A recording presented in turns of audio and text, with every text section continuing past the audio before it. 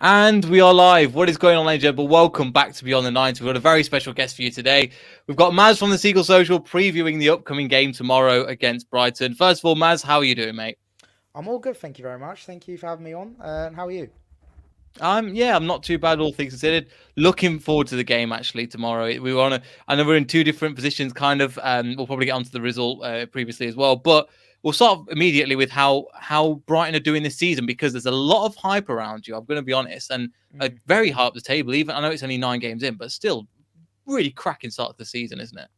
Yeah, no, 100%. I mean, if you told us before the season after 9 games would be in fifth position, I think a lot of fans would have laughed at you and they wouldn't have believed it. However, yeah, we are where we are now and completely justified. I think some people, including myself, sometimes I downplay the fact that how well we've actually done. I'm still sort of in a weird space where I still sort of don't believe it, and also you're a bit hesitant that how long is it going to last, So yeah, look, we're very. I'm a realist anyway. Like I appreciate we're on a good run of form, but however, when you start hitting, starting to play the big boys, and then you start losing, for example, then everything can change. The whole mood can change, form can change, everything can change. So I'm a realist in that sense. I know that good things don't always last forever, unless you're a Liverpool fan or a Man City fan.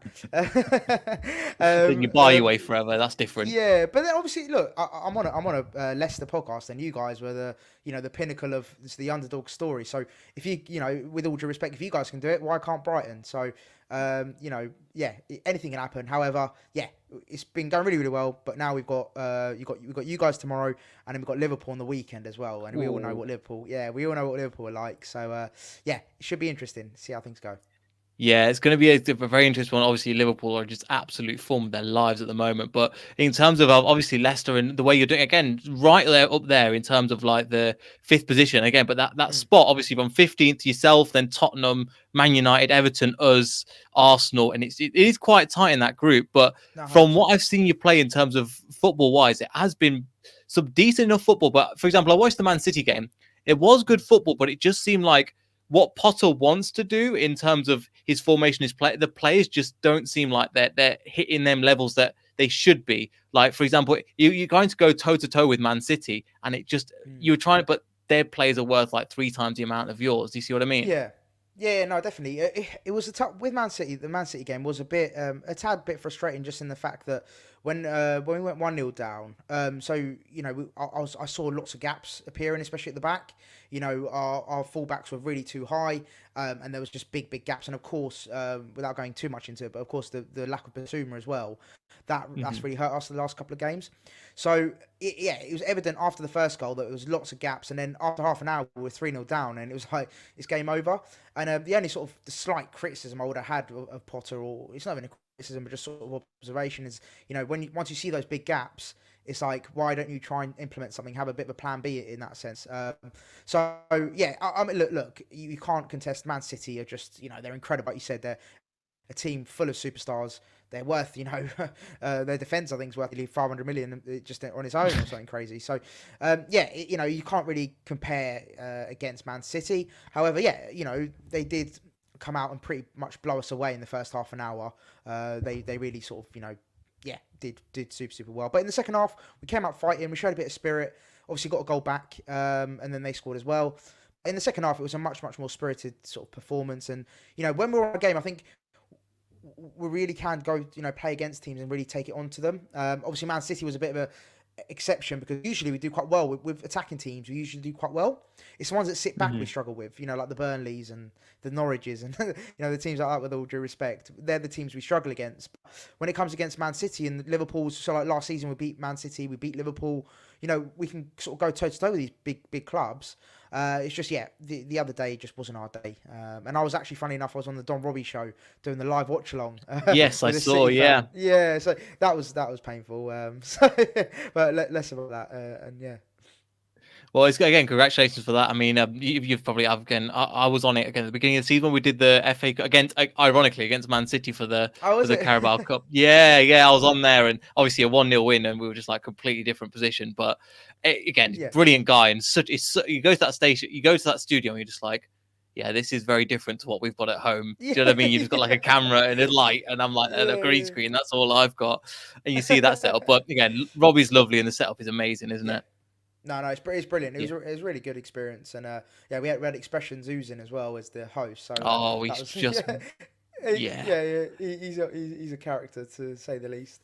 But no, it was good fun. He was literally just absolutely killing off the Man City guy most of the time. So, uh, so I'm safe. He's just sending shots at the City fans. So I was quite happy with that. Yeah, he came and I think when I was there, he came and sat next to me, and then what happened is that I was thinking, okay, I've got Arsenal, I've got Robbie one side, I've got a Tottenham, I've got Expressions the other, and I've got a Man City fan. I was like, oh, what the hell? And then the Man City fan went and ticked off the Man United supporters. They all went for him, and I was like, I'm just gonna sit here and because I don't really do watch alongs. I'm like, so everybody's attacking each other. I'm like, I'm just gonna keep calm and carry on, kind of thing Yeah. in that mentality. But Yeah, yeah, no, anyway. I'm the same as you. It was my first ever watch along. I find the whole concept of a watch along a bit bizarre, to be honest with you. I just thought it would be a good Yeah, experience. I just find it really bizarre that someone's watching me watch football rather than just why don't you watch the game yourself? Like I don't know. they do It's so a bit well. bizarre. Yeah, I know. Yeah, They do they so did well. numbers. Yeah, it's crazy. Yeah. It's crazy. But yeah, again with you, again, I don't understand the concept. I'm same as you. I was like, I don't get that, but at the same time, it's people. I think people internationally want to watch people along with that, but again, Yeah, that's probably another conversation for another time. yeah, Coming yeah. on to another players, obviously coming back from that as well, and it was one of your titles as well for your podcast at Seagulls Social. Again, link in the description for that. Was Tariq Lamptey coming back from fitness? I remember when we played, I think with the first lockdown, was it? And he had Ben Chilwell absolutely. I think it Mm, was like brand new. You just bought him from yeah, Chelsea, and he had Ben Chilwell on fire the entire time when Ben Chilwell yeah, couldn't yeah. keep up. And I remember. Was it that just the seems game like last he's just come season? up from then. Yeah. 0-0, I think, Oh, okay. Okay. Oh, right. So yeah, I during remember the one obviously. lockdown 2020. Oh, okay. Yeah. I'm with you. I'm with you. Yeah, no, because I remember the game obviously where Reece James scored that absolute cracker at the Amex, and they beat us that day. But When yeah. when Chilwell played for us. Oh, for you. Oh, my bad. I thought you meant when he was at It's all right. Chelsea. Yeah. No, Right. 2020 was 0-0. I think it was a second or third Right. game in. Okay, yeah. Sorry. I'm with you. I'm with you. Yeah. So yeah. No. Listen. He when he came into the side, it was incredible. The pace he had, the ability to come back. I remember at Newcastle, he had an unbelievable game where he was just up and down those wings. Just the ability to sort of get back in. Let's say he's lost possession, for example, the ability to track back and win that ball back. Considering he's quite a small, sort of diminutive figure, the fact he can sort of keep his own in those players. And of course, we saw against Grealish the other day. He just absolutely sat him down and had him all twisted up.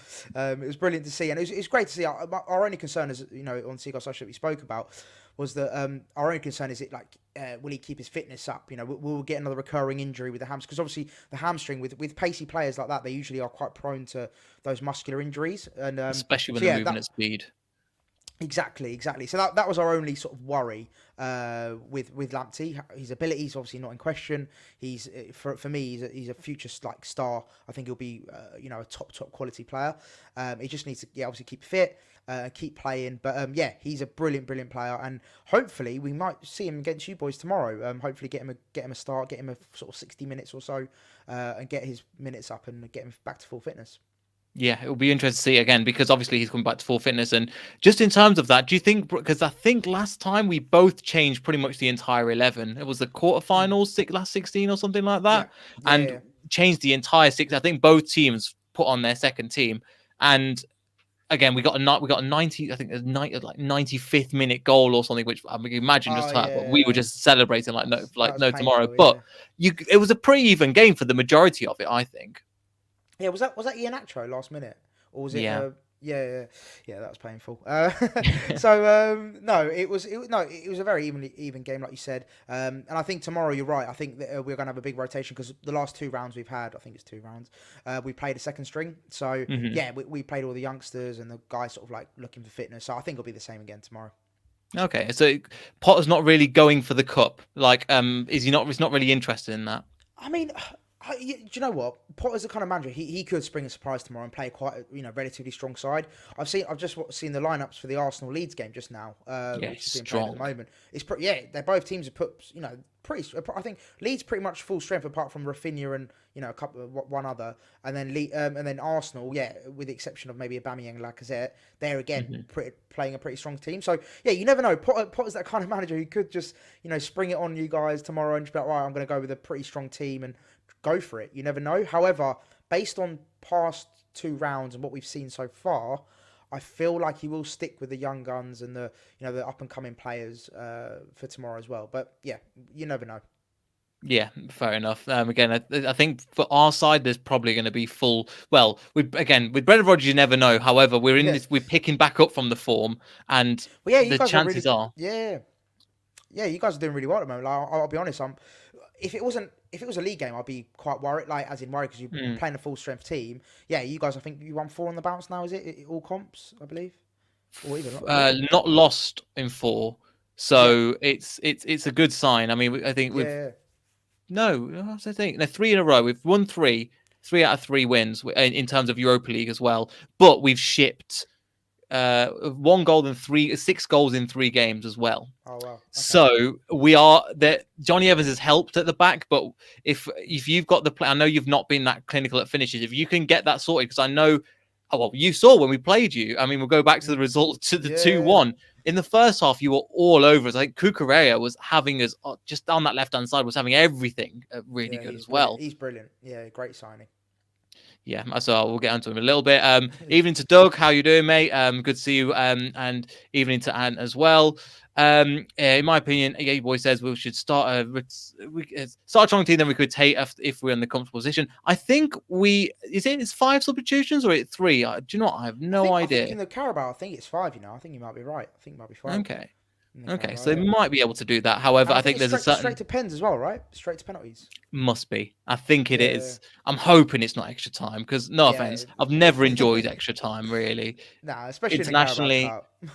yeah, internationally, Yeah. nationally, a World Cup is just not worth it. But yeah, I think one person, yes, and is actually one of great. We've got 2. Hopefully, we might see Ryan in the comment, who's another Liverpool fan, but a massive Graham Potter fan as well. Who, if he turns up, I'll make sure to mention him. But yes, he's a big fan as well. And the way, obviously, it's taken it.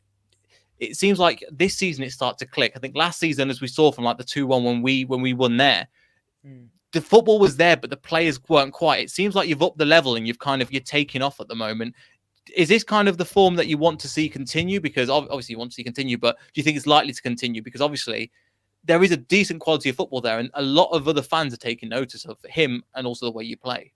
Yeah, definitely. I mean, again, just being a realist, obviously, yeah, we've got Liverpool coming up. We all know, again, I got slated the other day on the podcast. Well, we all did actually, because we do predictions at the end of the podcast, and we all predicted Liverpool to win, like quite comfortably. And one of the fans was like, "Oh, it's a very small club mentality to have. Why are you not backing the boys? We should be." And I was like, there's a difference between being a small club mentality and being a realist when it comes to facing the likes of Liverpool, Yes, So yeah, especially now. Exactly. They're So I just thought that was unreal. a bit of a silly comment from that person. But yeah, it was one of those where it was like you want to be realistic at the same time, but also be one of those fans that goes into every game thinking, yeah, we can win this. And I'll be honest with you, most of the time I do, even when it comes to the big teams. I'm quite confident because of the way we play, the way we set up. Potter's a great manager. And on our day, I feel like we can go toe to toe with any team. To be honest, in the Premier League, obviously, Man City wasn't a good show, but up until that, obviously, you guys were our strongest opposition in terms of a sort of a run. And I'll be honest, we have had not an easy run, but we've played relatively sort of the lower teams in the league so far. But you Obviously, we said you drew struggled Norwich. against them, so Yeah, well, that's the thing. So, not like, for example, last season, we would have lost against those teams, and we would have, like you said, like you mentioned, our season XG was like the worst thing ever because yeah. we were creating loads of chances but not finishing them. Whereas Mhm. this season, I think we've scored 9 goals to date, which again isn't that high. We've only scored 9 goals in 9 games. But Yeah, then, I thought for it'd be example, higher. yeah, but then we've conceded 9, so we only conceded 9. So again, Mm. it's you know, it's one of those where you sort of, I'm just double checking that because I'm 99% sure I'm sure, but I'm just I double mean, checking that. it seems like I say 9 goals in nine in Yeah, nine, but you're sitting in I'm fifth. 99, Four I'm 99% wins, sure. 4 wins, 3 draws, 2 losses. Just verifying this, 2 seconds. I'm pretty sure I'm Yeah, right. no worries, no worries. Let But me, we'll get on again. So yeah, in yeah, the yeah. meantime, is it Yeah, conceded go on. 9 and played Yeah, 9? yeah, there you go. Yeah, there you go. 9 and 9. Yeah, yeah, I was right. Yeah, All right. I should never doubt myself. Yeah. So yeah, not Yeah. 9 and 9. So 9 goals scored, 9 goals conceded.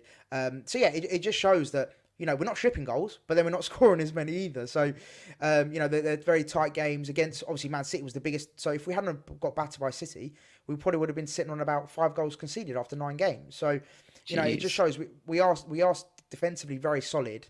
But then when we come against the attacking teams, we can get found out sometimes. It's really funny because I've just looked at Leicester stats. We're sitting in ninth place, 15-4, 15 against on 0 goal Oh, there you difference as go. well. So There you we go. have the exact opposite problem where our attackers and forwards are absolutely smashing it, but our defense Yeah, is just not there as well. And as I was saying yeah, to you before, I think we've kept 1 clean sheet all season, and that was a lucky win, to be honest, against Wolves in the first game of the season. Ever since then, and that's not even including Europa League, where we won 4-3 to Sparta Moscow, we lost 1-0 to Legia Warsaw. And again, this is me talking like I'm Europe. I was in yeah. your position, mate, for the longer time. I was like, I'm just happy to be here. And Yeah, so, yeah, honestly, so there's kind of me going, oh yeah, we played all these. We played against these teams, but there's a part of, and we played against Napoli at home. We drew 2-2 as well. So again, it's just seeing them going, oh my God, we're in this position again. That could be you this season. There's a lot of teams again coming to the Premier League. Obviously, yourself, Tottenham, Manchester United. God, they just don't stop talking about that. But that's another thing in itself.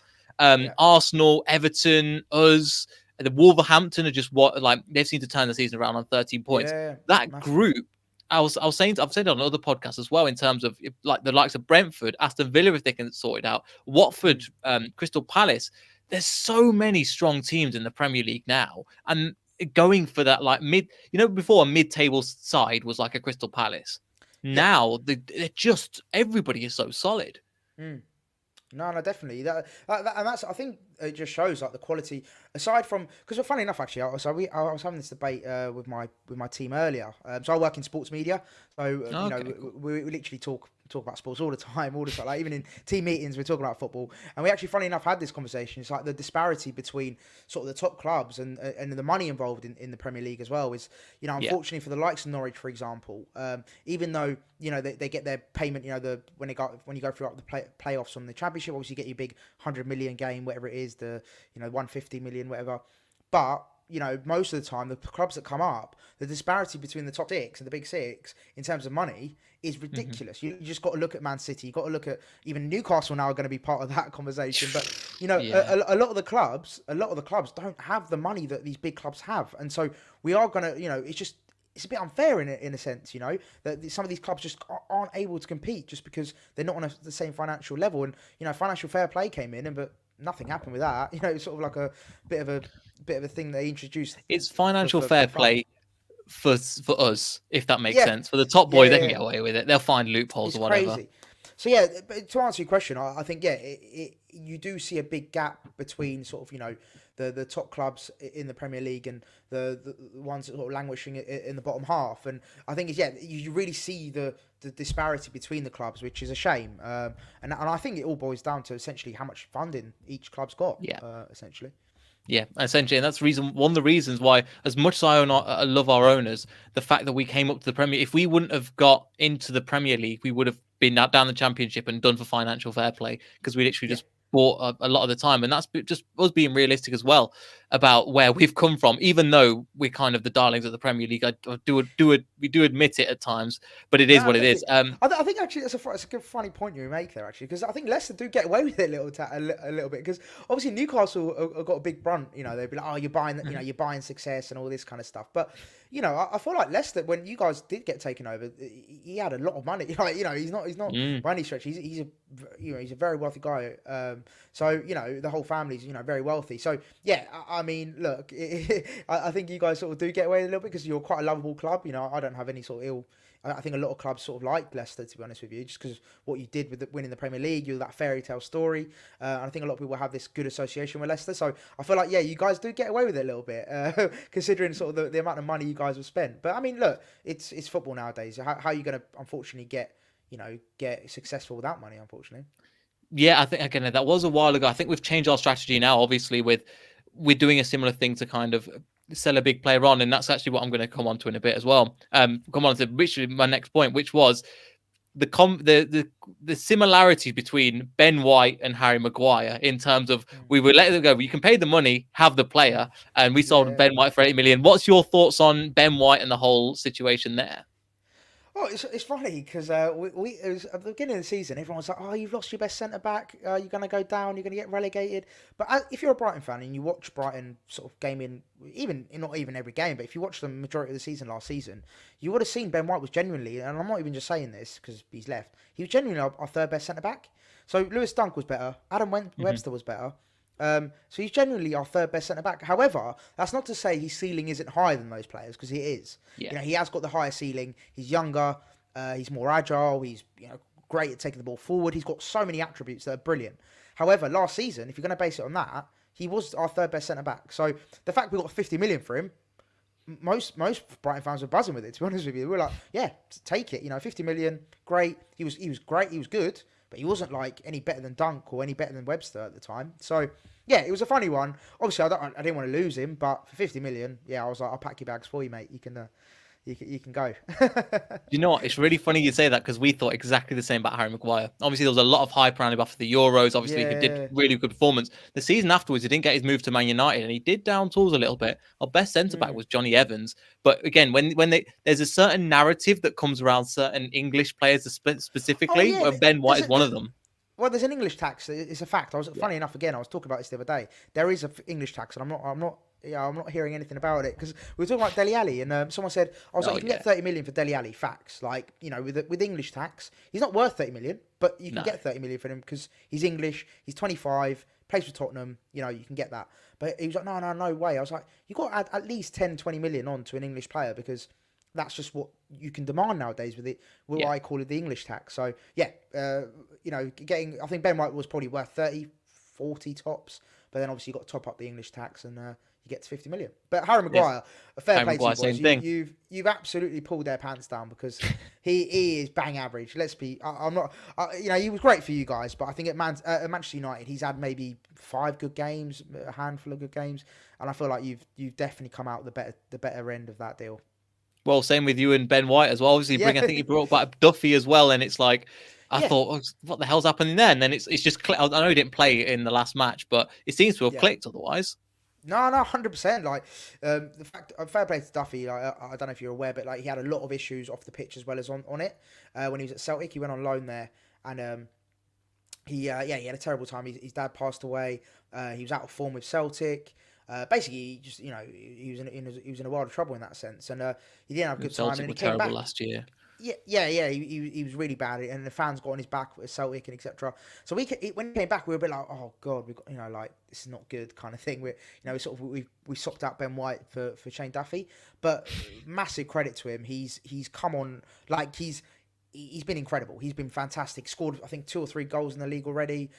Just looks really, really solid. He's not, unfortunately, the sort of ball-playing centre-back that a lot of clubs look for nowadays. Mm-hmm. He's more of your sort of old school defender.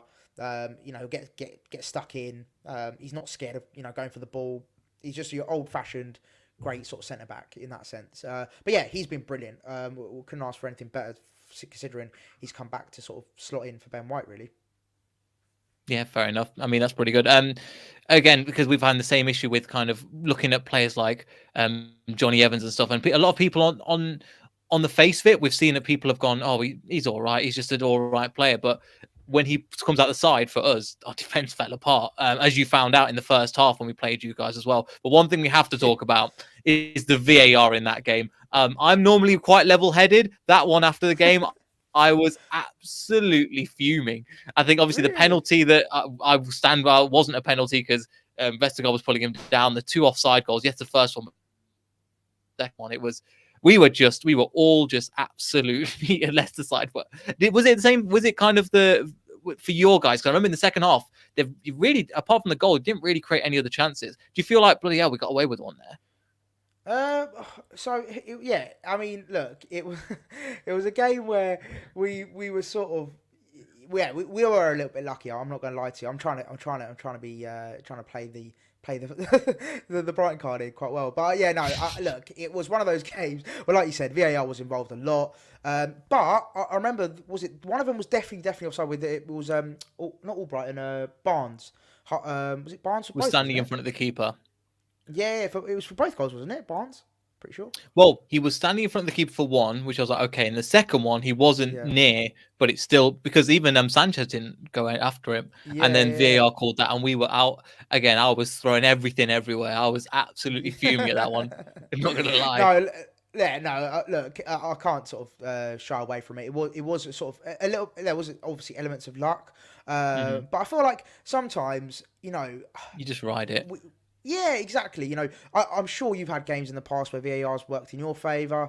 FA Cup final, thank you very much. Yeah. So I can't complain too much. Exactly. But no, look, there was definitely an element of luck to that game.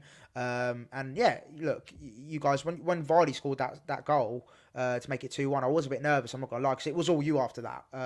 You guys sort of just really went for it after that goal. So yeah, elements of luck. But I felt overall, I'm going to go with we deserved that. I know it was quite a lot of VAR stuff going on, but I thought we just edged it. It swings and roundabouts, isn't it, mate? Because the thing is, it was an even game against I can't remember, it's like 16 quarter final or something, and then we got a last minute goal, and it's kind of like, well, there it is. That's the actual result when you get knocked out in the last minute. So I can see what you mean, because it's one of those things. One thing as well, obviously, to come back, what was mentioned kind of off camera. We've had a lot of Zambian fans come over because of Daka. He's like their star man over there. Have you had the same thing with Mwepu? Because I've realised over social media, a lot of them have started following us, and a lot of them are tweeting us how that's the Zambian derby now, as two of their best players come against each other. I wouldn't go that far. I wouldn't say he's our best player. However, he was brilliant against City when he came on. He was really, really good. He actually changed the game. So, him and Lamptey were, really sort of helped turn the second half around. So I wouldn't go far as saying he's had a couple of shaky performances, but I think, again, talking about ceiling and potential, and in the future, I think he could be a great player for us. He looked really, like I said, he looked really good against City. Won us the penalty to make it 3-1. But in terms of the sort of fan interaction, because with Percy Tau, who's a South African player who's left now since. However, we had the interaction on our socials was crazy because of him, as well as Alireza Jambakhsh. So obviously he's the Iranian as well. Yeah, so I'm Iranian as well. So so I sort of understood that basically any kind of famous Iranian outside of Iran, they go crazy for them, like absolutely crazy on social media. It's mental. So it's very similar to with Percy Tau, but with Mwepu, we haven't really seen it as much, to be honest with you. I haven't really seen it in the comments of the Brighton sort of account. Haven't seen it in our comments really. But with the Percy Tau, that was crazy. The South African mania was wild. I remember one of our videos on YouTube. We actually put Tau in the title and the thumbnail, and we got 70,000 views, which was just mental. We were just like, what? We were like, what is going on? Like, for a Brighton podcast, it was we don't have 70,000 fans, let alone 70,000 viewers. But the Zimbabwe fever hasn't hit yet in the Brighton realm anyway. Fair enough. I mean, it may be Zambian, but I made that mistake a couple of times as well. Yeah. Don't worry. Again, and the guy that's commented here, he cleverly, because he's been doing this longer than I have, he's part of the channel as well. He put in the comments, Daka and Soyuncu getting the Turkish audience and the Zambian audience 10k views. Happy days in a couple of days. This is the same thing where you're like, if you just target some of them audience, they'll come for you. They'll come in a good way, especially if they have a positive game. But yeah, obviously Daka for us is doing fantastic. We'll probably play in this game as well. So I don't know if Mwepu would actually play for this one as well, but we might see them face up against each other. Sorry, I think I lost you there for a little bit there. Okay. Okay. But I was going to say, right, well, we'll move on to, again, it was just like they play against each other, and we'll talk about that. What else are we going to talk about? Sorry, a little bit of that one. Okay, well, we'll move on to another one. how was Anthony? I know he's not playing for you anymore, but how was Anthony Knockaert for you? He's a fan favorite of ours. We love him over here. He wasn't quite Premier League standard, as probably you found out as well. He wasn't good enough to like push on to that next Yeah. level, but he's from what I heard, he's a fan favorite from Brighton as well. Yeah, 100%, 100%. He was incredible for us, like especially at the Championship level. He was unreal. Was he player of the season for you? Yeah. He won player of the season one season. Same with us. He was just incredible. Yeah, he was just a baller, you know, like his dribbling, the way he looked, like he was just always like as soon as he got the ball, you knew something was going to happen, especially at the Championship level. And I remember he scored this iconic goal for us as well in against Palace. He scored a top bins curler from about 35 yards in the Premier League. I think it was season before last, I believe. So yeah, like he got that sort of cult status just from the Championship years anyway, but also that just sort of cemented his place. And yeah, no, he's well loved. Everyone loves him at Brighton. He's just an exciting player. You know, every time he's on the ball, you knew something was going to happen. The way he sort of got the ball, attacked players, it was just brilliant to watch. So no, he was an absolute joy, and we potentially maybe might be getting him on the podcast. We're just currently in talks. Yeah, we're currently in talks with him. Exclusive. Exclusive, exactly. There you go, exclusive. So yeah, potentially might be getting him on the pod, hopefully within the next sort of couple of weeks. That sounds good. No, make sure to look forward to that. That sounds like a massive opportunity. Again, as you know, probably we've had a couple of people on this show as well, and it's the paperwork. You think, yeah, just let me email them, and then they come on like we do to each other. But it's really not the same thing, is it? It's like so much paperwork and headache to go through. No, I, like through my work as well.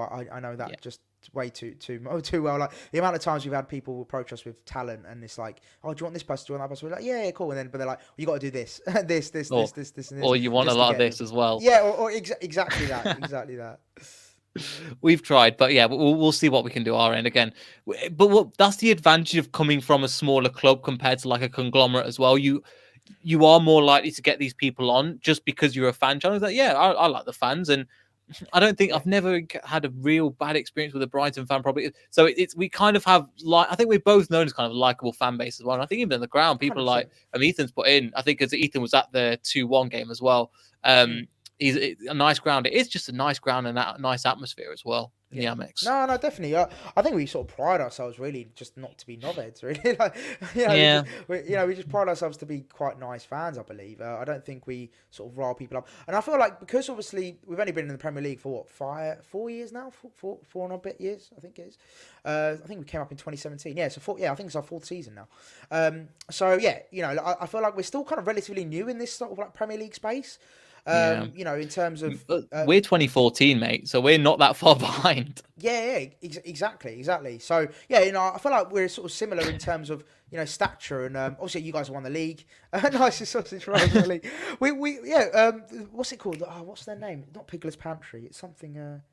I know the name. I know. Yeah, they're actually like within Sussex. They're like award winners within like. Oh right. And, yeah. So yeah, there you go. And that's why they're the best sausage rolls in the league. There you go. Yeah, but anyway, yeah, it does the atmosphere. Obviously, there's that, and then obviously you're coming to us. Have Brighton been better away from home? Obviously, the results have been pretty good either way. But like for us last season, it was our home form wasn't great. Our away form was absolutely amazing. Would going away from home, does that change slightly at all, or? I wouldn't say so, to be honest with you. We've won against Burnley away, we've won against Brentford away, and then we haven't. Yeah, we've drawn the rest of them or lost. It's. I wouldn't say we're stronger on either sort of front, to be honest with you. We're quite sort of evenly spread across the whole thing. However, Leicester's always a tough place to come to. I think historically we've never really done well against you guys, to be honest with you. I think, was it the first win we've ever had against you? The 2-1, was it, I believe? In the Premier League anyway? Or am I chatting? Might be. It might be. I'm trying to think now. I don't think we've lost to you. Yeah, we haven't beaten you aside from the 2-1. We haven't beaten you since we came up. There you go. In the Championship was the last time we beat you, 4-1. And then in the Premier League, we've never beaten you aside from the 2-1 this season. So yeah, I mean, historically playing you, we don't do well. But The 2-1, does that give us confidence going into tomorrow? And again, we talked about earlier in the chat. Will they? Will both managers play strong teams? That's going to be a key sort of factor in it. So yeah, it'll be interesting to see how it pans out. But look, I'll be honest with you, to be perfectly real with you, I don't really care either way if we lose, to be honest, because the Carabao Cup for me is not a massive competition that I'm sort of got my eyes set on. I'd rather us sort of finish well in the league. So yeah, it's one of those games that if we lose, we move on. Fair enough. I think one of the things I don't mind. I just want to see a team that's not, and I'm not just speaking about us. I just want to see a team that's not in the top six win it. And I'm fed up of seeing the same Man City, the same Arsenals and stuff win it again and again. I just want to see the amount of times I've watched the final and like, go on Aston Villa, and was it Southampton before as well when they got to the final? I just go, can you just beat them just because it's like stick it in them? But it never happens apart from when we did it. But I don't mean to blow our own trumpet by that. But do you know what I mean? Coming from, I think you understand this, coming from a fan that supported the team for a long time from the Championship, going up to the Premiership, there's part of you that still believes, lads, I can't believe we're here. And that's what kind of what you were saying as well a little bit, because playing in the Championship, it's an underrated league, but at the same time, being in the Premier League, coming against the big boys, is just nice to go down to the stadium and see, right, the big boys are coming and they're playing against our team. Yeah, no, 100%. Yeah, no, it'll be interesting to see what happens, really. Yeah. Anything else you were going to end up before we finish? Obviously, got Basuma. Will he be fixed? I know there's a whole issues going around with him at the moment, but are they all sorted out now? Because I saw he was on the bench. Yeah, so it's a really odd one with him. So we actually, basically, on our podcast, we've avoided all the chat about it because basically we want to talk. Yeah, we just want to talk once we know this. However, it did come up in our last podcast with regards to sort of, because basically what's happened is the last 2 games he's been on the bench. But what we don't understand is, like, okay, if you're backing him, or basically do one or the other. Don't either start him. If you're going to put him on the bench, you might as well start him because he's our best midfielder. Or if you don't if you're not backing him, whatever, just keep him out of the team completely. Like, just don't put him in the squad at all. So it's sort of like doing all or nothing. Don't, because I feel like putting him on the bench is a go between of both of those. And it's just a bit confusing as fans. You're bringing tension to it. Exactly. And again, it's got us talking about it now. Like, we even talk about it on our podcast. We talk about it on here. It's got people talking. It's like, why are they not playing him? Why is he? And he's not coming off of the bench. He's just staying on the bench. It's a very bizarre situation. But yeah, again, without going into sort of the legalities and all the kind of stuff that may or may not happen with him, you sort of get to the moral standpoint as well. Like, do you morally put a player in that squad who has all these allegations against him and whatnot? So, it's basically a big sort of spider web of conversation, and it's a bit worrying, really. Just sort of like what's going to happen. But I just feel like, yeah, with him, I don't envisage him starting tomorrow at all. Whether he'll be in the squad, maybe he might be on the bench. But yeah, it's just a very strange situation with him. But we've definitely noticed his absence. Definitely, we're definitely a worse off team without him, because he was our sort of glue between that defence and midfield. And we've seen, like I was talking about the gaps against City, he would have plugged those gaps. And yeah, we just haven't found that natural replacement yet for him in the squad currently. So yeah, it's a great shame, to be honest. Fair enough. I think with the Mwepu situation, potentially that could be there as well. Again, give him time, because with you can see he's a decent player. We were hearing a lot of good things from the Zambians on our end about this as well. And one player I want to finish on as well is Knockaert. I mean, in the first half he was absolutely sensational, and we were like, God, he just keeps getting past everybody. He was fantastic. Again, he probably, from what you're saying, I'm understanding he probably won't play this game, but what a player he is, I've seen. Yeah, oh no, he's incredible, honestly. Like, just the thought of him and Lamptey on either wing is going to be just outrageous, to be honest with you. So, he's an absolute player. I think we got him 15 million from Getafe. So an absolute snip at this level. You guys are doing good business. Yeah, genuinely doing underrated business, but I think we're doing... Yeah, no, definitely. I feel like, for me, who I really adore, like, and adores maybe a strong word, but who I really appreciate sort of in the league is Brentford in terms of their business model, Yeah. in terms of their recruitment strategy. I feel like they're really top stuff, and even Leicester, you know, like I remember when you guys signed Tielemans, I was like, what signing that will be, and you know, I was basing that on Football Manager, but he was he's come on to be an incredible player, and I feel like you guys as well. You get these hidden gems, and what it just proves by selling Chilwell for, was it 50 million as well or something, Maguire 85. Like you guys have bought players and identified talents and then sold them on for bigger profits. So I feel like I really appreciate sort of teams that do that, and you know they invest sort of very shrewd business, and I feel like we did that with Cucurella. You know, 15 million for a 23-year-old with a very high ceiling, who's got abundance of energy. You know, can bomb down that wing, got great delivery. Not afraid of anything. No, exactly, and defensively sound as well. Because you know, usually like you look at Wan-Bissaka, for example, he's great going forward, but good defensively, not great going forward. You know, you get players that are very imbalanced. Ben Chilwell, same thing, the opposite. Yeah. Ben Chilwell was amazing going forward, as you found. But one-on-one Tariq Lamptey, he just goes, I don't know how to deal with this dude. Exactly. So I feel like a lot of players, you see them in balance, whereas I feel like, and without being biased, I feel like Cucurella is great at both ends. He's great going forward, and he's great defensively as well. So great signing. To sum up all that waffle, great signing. Fair enough. No, I think again we've got some players. Again, we're kind of, I think Leicester are known of, obviously our recruitment is known now, which is great, but at the same time it means that we just don't shop in the same market as everybody else, and we just do it in a way that is, because a lot of people would have a different way of doing things. We can't obviously buy a Morris for 400k. We know that's a one-off. That's happened, but at the same time, we're kind of slowly. I don't know if it's the same thing with Brighton, but they're slowly raising their levels of the players that we could get. And a player that, like, for example, we couldn't get Tielemans even after we won the league, which wouldn't have been possible. But the reputation, everything is slowly building so that we can get these better players. And year on year, it's 100%. Just getting that little bit stronger. No, I think you hit the nail on the head. I think it's definitely true for us. So much more. Like every season, last season, everyone's like, okay, Brighton look like a really good team. They just can't finish. But it's still sort of, like you said, the status sort of raised a little bit. Whereas I think after this season, fingers crossed, we carry on the sort of the same kind of form. Or at least if we finish top half, I feel like at the end of the season, there'll be a lot of players attracted. You know, if we've got Graham Potter in charge, they're like, we want to play under Graham Potter. Brighton are looking like a solid team. So, like you said, every year, the better you do, the more attractive you become. Obviously, I know that goes, we're stating the obvious, but I think you've hit the nail on the head. Yeah, we definitely are attracting much better players than we were, you know, 5 years ago, even, or, you know, three years ago. We wouldn't have been able to attract. I think Cucurella wouldn't have come.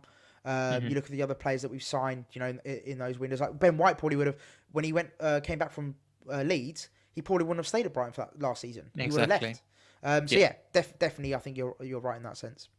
Fair enough, no problem. But anything else, Mads, before we're going to finish? But it's been great chatting to you. 40 minutes have absolutely flown by. You know, just one of those things where we could just talk about football forever. But any other thoughts before we finish? Well, no. I'm sorry, I've probably waffled on quite a lot. It's been enjoyable. It's been good. I saw Ben Ayew wants a combined 11 going off on this season's form.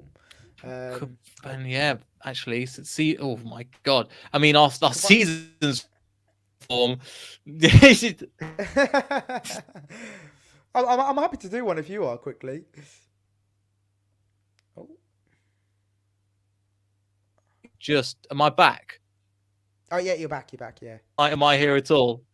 Okay. Yeah, I can hear you. So we'll do a 3-5-2. Sorry, I don't know if my internet is. Oh damn!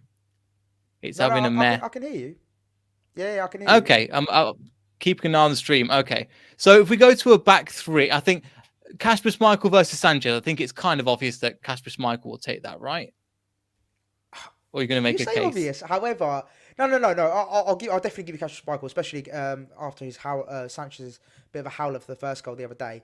However, I feel like Sanchez will be a top quality goalkeeper. He's already in the Spain squad now. I think he's 23, 24. So I talk about ceiling all the time. I think but I'll give you Schmeichel. I'll give you Schmeichel in goal. Just as we thought, I was thinking you were going to turn up somewhere. Ali's here. Crystal Palace fan. So I was like, I knew you were going to come. Open up Brighton against Crystal Palace. Brilliant. Do you want to answer that, or Well, should we move on to the 3-5-2? I'll happily answer that one. He's a lovely guy, what's by his the name? way, What's but his he name? loves it. What's his name? Ali. Ali. Ali. Well, listen, I was actually at the game. I was actually, funnily enough, this is terrible to admit. I was in the Palace end for that game. As much as it pains me to say, but to see the Palace tears on that 90th minute in the flesh was a thing of beauty. So yeah, we'll take our open top parade for that draw. However, you guys would have done exactly the same thing. So yeah, we'll leave it there. Fair enough. We'll leave that there before. Yeah, again, I was thinking, Ali best not show up for them, and then he shows up. Respond to my Twitter message, mate. You can't do that, but you can do that, but you can't respond to my Twitter message. Anyway, back three. Obviously, God, what would you say? Who would be your strongest defender? Lewis Dunk by a country mile. Lewis Dunk. Okay, I'd say, obviously, Johnny Evans, but he's not been playing this season. He's only played 2 games if we talk about just Premier League football. Yeah, so we can't really. If we're talking this season, yeah. If we're talking this season, I think I'd make a strong case for Duffy, Webster. Well, actually, Webster again. He's actually not been playing again, similar to Evans. But when he has played, he's been incredible. So I would definitely Dunk for me. 100% has got to be in the back three. 100%. I would argue Duffy. Off this season. He has been good. He has been good, and then obviously I'll be honest. I don't really know what your centre backs, because I'll be honest. Well, I've heard Sionchu's not been great this season. He's had a bit of a wobbly one.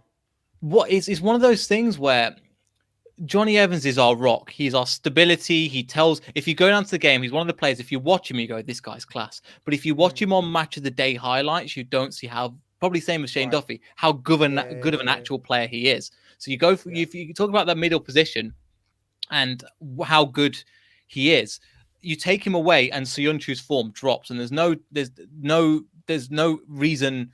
There's one reason why that, and that's because Johnny Evans is not there.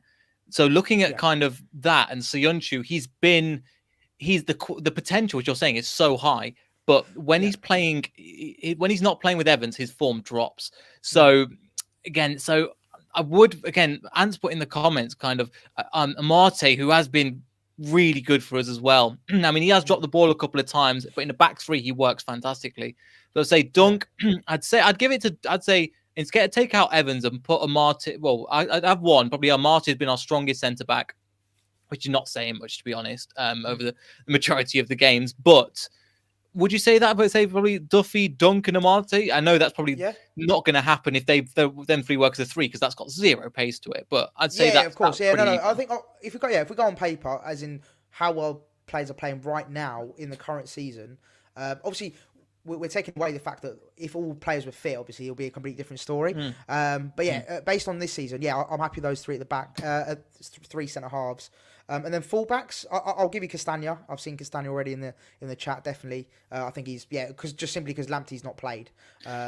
Same thing on that right. Again, when Ricardo Pereira is fit, I'm making that case all day long. But he's just not been good enough. And he's kind of recovering. Again, he's in a similar position. He had an ACL injury and he was out for like 9 months, and he's just not looked the play.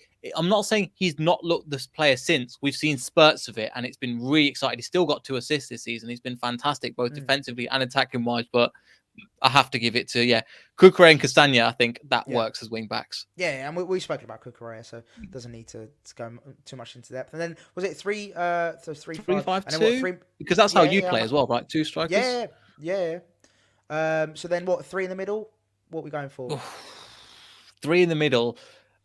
In terms of form, I mean, would you say, because has Basuma been playing the majority? Obviously, the thing that we should speak of, but he's been playing. The last 2 games he's not played, but he has been playing it previously, and he has been incredible.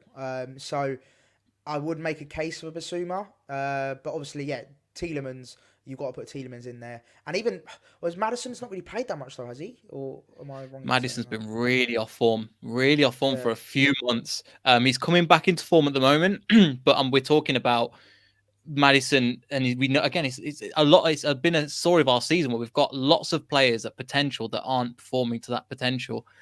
So I'd have to make the argument.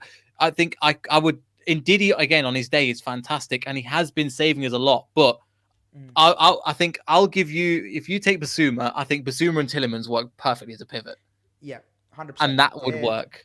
I'm happy with that. Happy with that. Yeah. And And what about the then middle? Was it Is it Solly March or Adam Lallana as no. Cam? Well, so Adam Lallana's been brilliant. Again, he's a bit injury prone. However, he has played 9 times this season. Mm-hmm. So well, not there you go, nine games, nine times, obviously excluding cups and stuff. But yeah, I'd feel like I could definitely make a case for Lallana, definitely, Mm-hmm. because he has been very, very good. He hasn't really contributed in terms of sort of goals and assists as much as I'd probably like to. However, Mm-hmm. like stylistically and what he brings to the team, I could make a very strong case based on this season.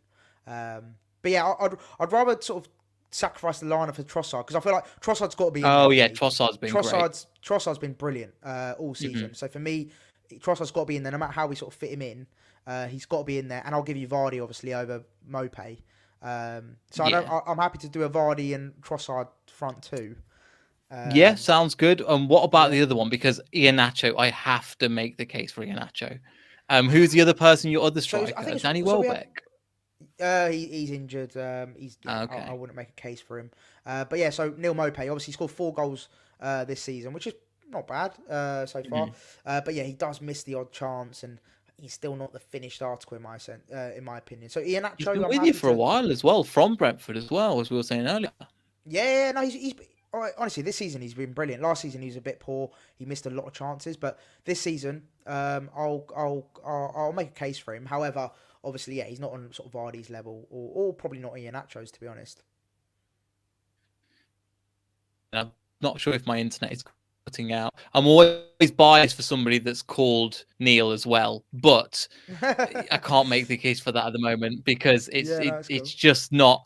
I don't think he's hitting the levels I know that he can, and I think with that, I think again Jamie Vardy's just in the form literally of his life. I mean, people are talking about Salah, and Yeah, I agree, Salah is a fantastic player, but again, sorry about the internet. yeah, Um, that's right.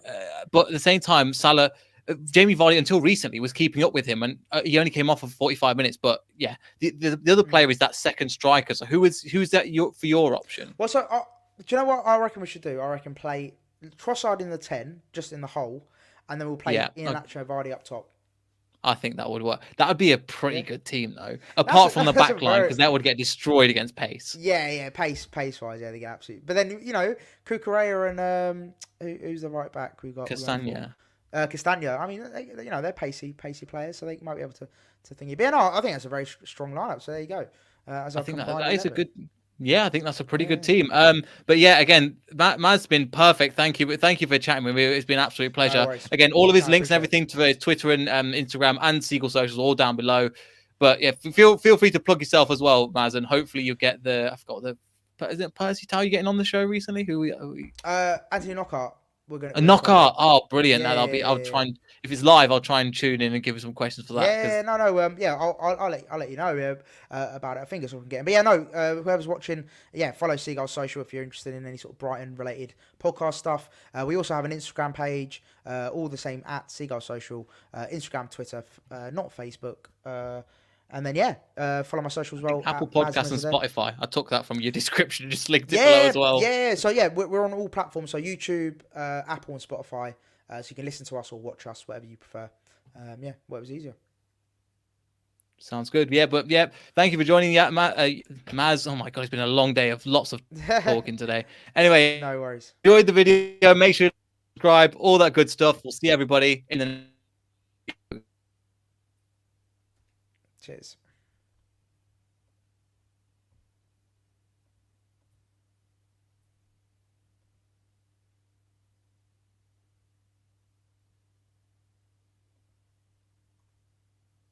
is the internet got is